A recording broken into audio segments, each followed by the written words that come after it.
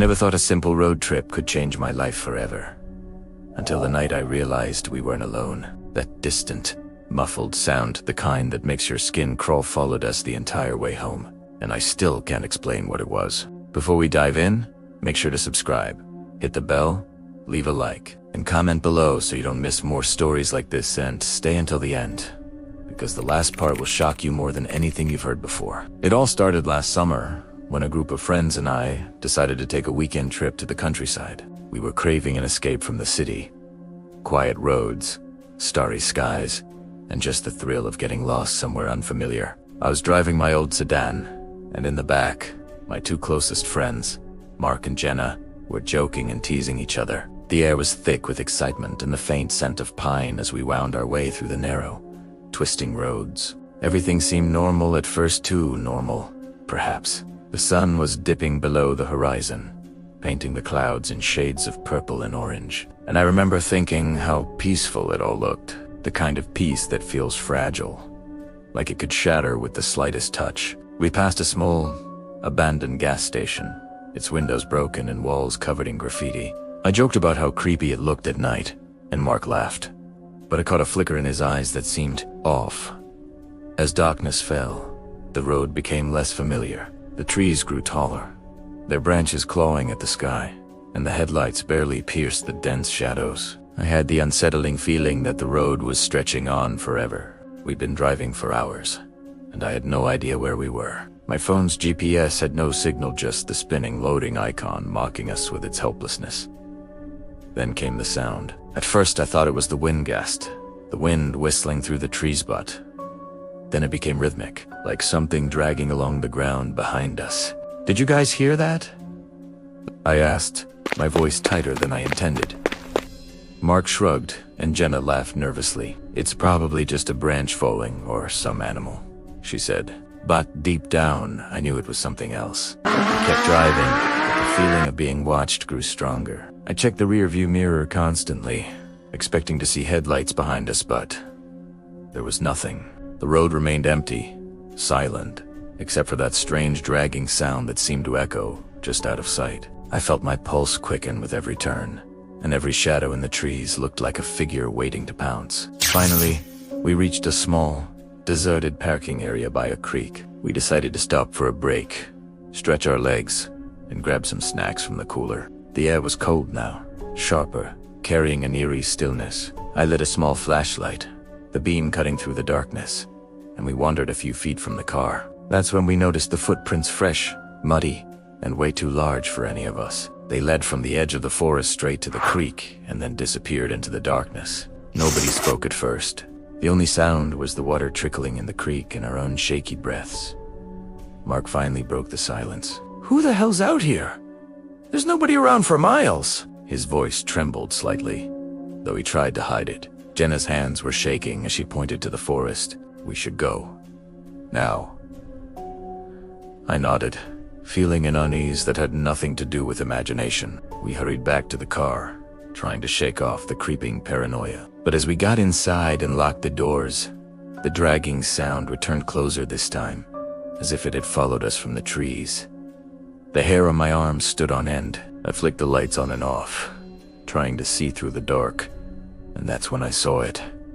A shadow, impossibly tall and thin, disappearing between the trees. It moved too quickly, almost gliding, but the dragging noise didn't stop. I wanted to laugh it off, tell myself it was a trick of the mind, but something deep in my gut told me this wasn't a machination. The forest felt alive, watching us, waiting. I glanced at Jenna. Her eyes were wide, pupils blown, and Mark wasn't joking anymore. He was gripping the dashboard like it was the only thing keeping him tethered to reality. We decided to leave immediately. I turned the key, and the engine sputtered, then roared to life. The headlights barely penetrated the darkness as we sped down the winding road. Behind us, I thought I saw the shadow reappear, darting from tree to tree, staying just out of reach. The dragging sound faded, but only for a moment, replaced by the feeling of being followed. Every so often, a branch would snap, and my stomach would twist in fear. Hours seemed to pass, though it couldn't have been more than a few minutes. The road twisted endlessly, the darkness pressing in. I wanted to scream, but nothing came out. The sense of urgency was paralyzing, and with every mile, I felt more like prey than a driver. At one point, Jenna whispered, "Do you think it can get into the car?" My heart stopped. I had no answer. Suddenly, the car hit a patch of wet leaves, skidding slightly. I corrected the wheel, and when I glanced in the rearview mirror again, the shadow was gone. Relief flooded through me, but it was short-lived. The forest remained unnervingly silent, too quiet. Then the hair on the back of my neck stood up as I caught movement out of the corner of my eye. Some sinor. Someone was standing in the middle of the road ahead, not moving, just waiting. I slammed on the brakes, but it vanished. Before I could get a good look, the sudden disappearance left me breathless. I could hear my friends panting beside me. We continued driving, the fear hanging heavy like smoke in the car. Somewhere deep in the forest, I knew we weren't alone. Something was out there, watching, testing us. And whatever it wasn't human.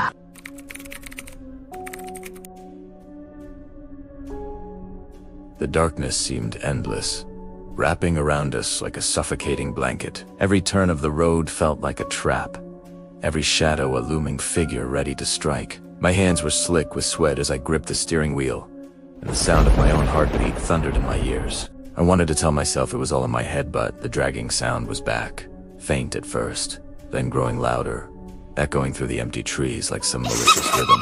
Mark was sitting stiffly, eyes darting to every dark silhouette beyond the windows. Jenna was whispering, half to herself, half to us, recounting old horror stories she'd read online, each tale somehow making the night feel heavier. More sinister. I didn't want to hear any of it, but the words stuck in the air like poison. Every so often, the faint glow of a distant street lamp would appear, but it was wrong. Faded, flickering, like something was tampering with reality itself. Then we saw it again, a flash of movement, far off the road, just at the edge of the forest. I slammed on the brakes instinctively. My headlights caught a glimpse.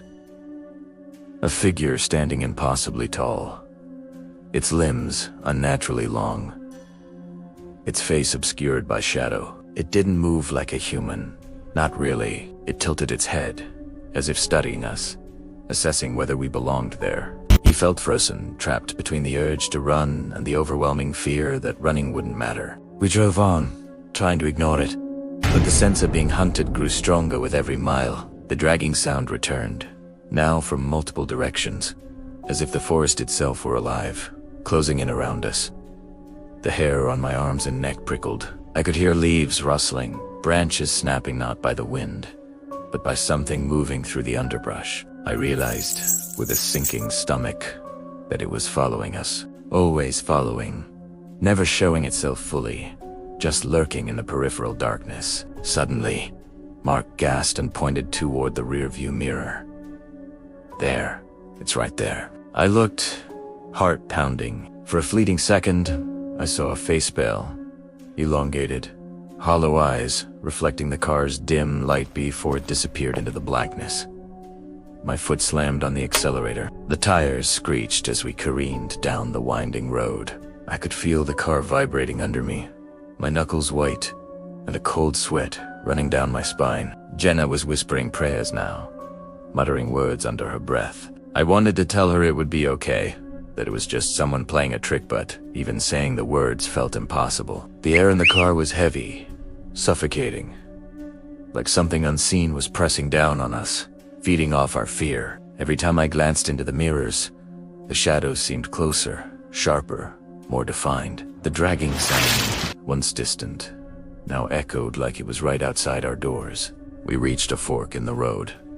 I hesitated, unsure which path to take. Mark shouted for me to pick left. Jenna screamed for right. Panic surged, and in that moment, I realized the forest didn't want us to choose. Whatever it was, it thrived on hesitation, on fear. I spun the wheel to the right, tires crunching over loose gravel, headlights illuminating the gnarled branches overhead. The trees seemed to lean inward, closing the path behind us. Every second felt stretched, like time itself was mocking us. Then we saw the lights faint, flickering, just ahead. At first, I thought it was another farmhouse, another safe haven. But as we got closer, the lights flickered in unnatural patterns, pulsing as though they were alive, breathing. Primera slowed. Don't heart hammering. Shadows moved unnaturally around the edges of the glow, twisting and elongating. I couldn't tell if they were people, animals, or something far worse. Without warning, a loud crash echoed from the forest beside the road. Something more.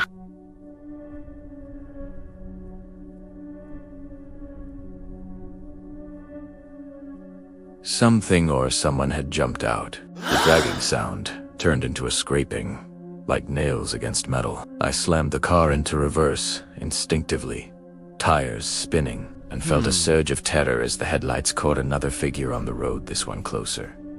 Almost human, yet wrong in every way. Its eyes were too black, too deep, its head tilting at an impossible angle. Mark screamed and Jenna grabbed my arm, trembling. "Drive! Just drive!" I obeyed, but the road twisted and turned, and the forest seemed endless. Every glance into the mirrors revealed fleeting glimpses of that pale, distorted figure, always at the edge, always vanishing when I tried to focus. The air was thick now, cold and metallic, filling our lungs with a stifling heaviness. My mind screamed at me to stop, to escape, but where could we go? The darkness was infinite. We reached a small, crumbling bridge over a narrow creek. I slowed, cautious. The water below reflected the moonlight, and for a brief moment, the world seemed calm. But then we heard it again behind us. The dragging, scraping sound, and the whispering. I swear I could hear words, indistinct, but malevolent, carried on the wind. "You don't belong here. You don't belong." The voice made the hair on my arms rise. I gripped the wheel tighter, my knuckles raw.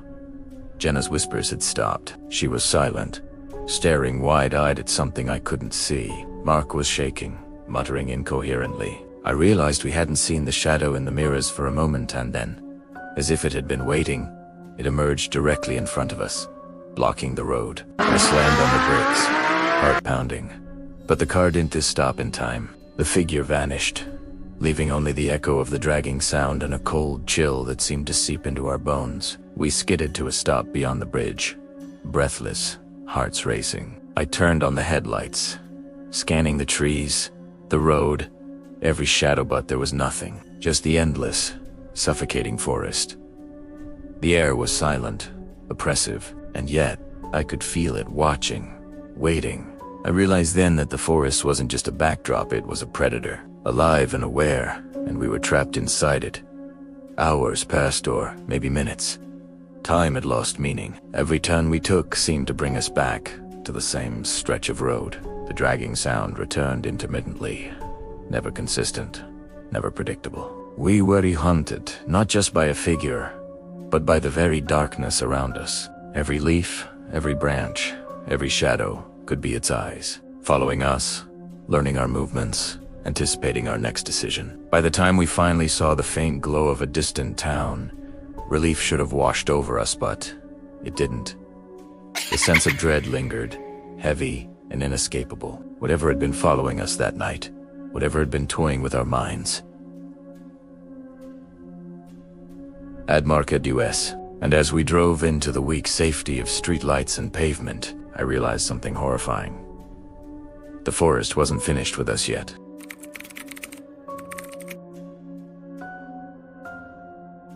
By the time we reached the edge of the town, the first rays of dawn were just beginning to creep over the horizon. The streets were empty, eerily quiet, and for a moment, relief washed over us.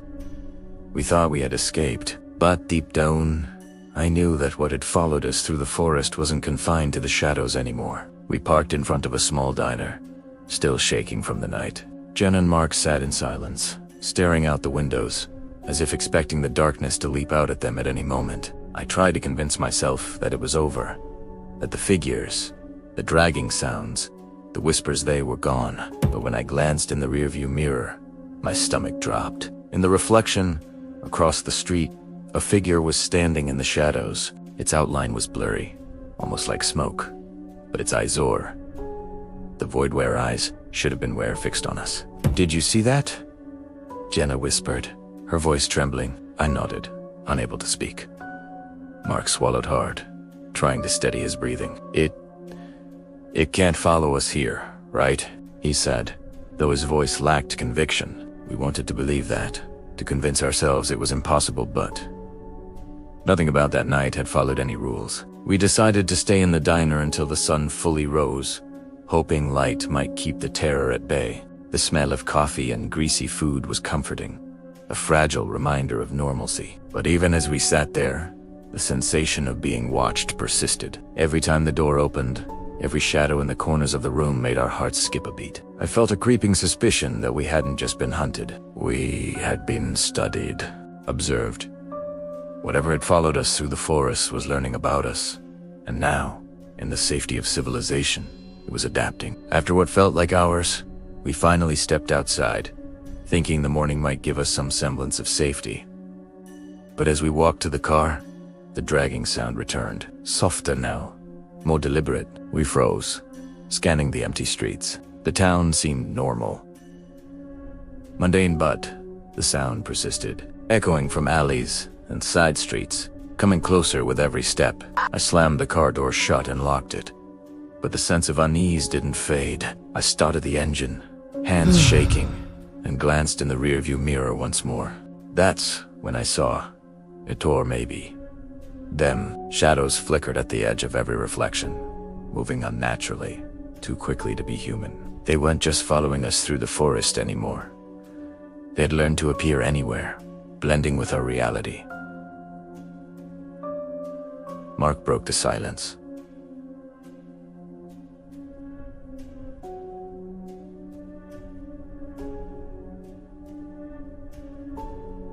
We need to leave right now. His voice was hoarse. Jenna nodded frantically, gripping my arm. I obeyed, pressing the accelerator and merging into the morning traffic, trying desperately to put distance between us and the nightmare that had trailed us for hours. As we drove, I caught glimpses of the figures and reflections, windows, and even puddles on the road. They never stayed long enough for a clear view, just long enough to make the blood drain from our faces. Every turn of the car, every stoplight, every shadow seemed to conceal them. It was as if the entire world had become a stage for their presence, and we were unwilling actors trapped in a horrifying play. Finally, we reached the outskirts of a larger town. Streetlights glimmered more reliably, and the buildings were taller, denser, more solid. I dared to hope that maybe the figures couldn't follow us into such places. But as we slowed near a gas station, I noticed a shadow in the parking lot stationary, yet impossibly alive. It wasn't human, but it mimicked human posture, waiting, watching. I pressed the gas, refusing to look back. Hours later, exhausted and terrified, we reached my apartment. The relief was overwhelming. The familiar smells of home, the solidity of walls, everything screamed safety. We collapsed onto the couch, trying to convince ourselves the nightmare was over. But deep down, a knowing thought lingered. Whatever had followed us that night wasn't bound by roads, forests, or towns. It didn't need to obey the rules of logic. That night, I slept fitfully. Dreams filled with dragging sounds, shadows that slipped through the corners of my vision, and hollow eyes that watched me from the dark. And then I woke to the unmistakable sound of nails scratching at my bedroom window. I froze, heart pounding, listening as the dragging noise slowly circled the house. I haven't slept well since. Every rustle of leaves outside, every gust of wind makes my skin crawl. My friends, they say they experience the same thing, shadows moving at the edge of vision, strange sounds when the house is empty. And I know now. Whatever that thing or things are, they're patient, they study, they wait, they learn. They don't need to catch you in the forest to terrify you. They follow you anywhere at all. I can't explain why it happened to us. I can't explain what we saw or how it moved. I only know one thing for certain. It wants to be seen. It wants you to know that you are being watched. And maybe, just maybe, it will follow anyone who dares venture too far from the safety of what they know. If you ever hear that dragging sound at night, don't dismiss it. If you see a shadow that lingers just at the edge of your vision, don't ignore it. And whatever you do, don't stop driving. don't they stop moving. Because you never know when it will decide to step out of the shadows and into your world. If you made it to the end of this story, I want to hear from you. Comment below with your thoughts, or share your own experiences. Don't forget to like this video if it made your skin crawl, and hit that subscribe button with the bell, so you never miss a story that will haunt you long after the screen goes dark.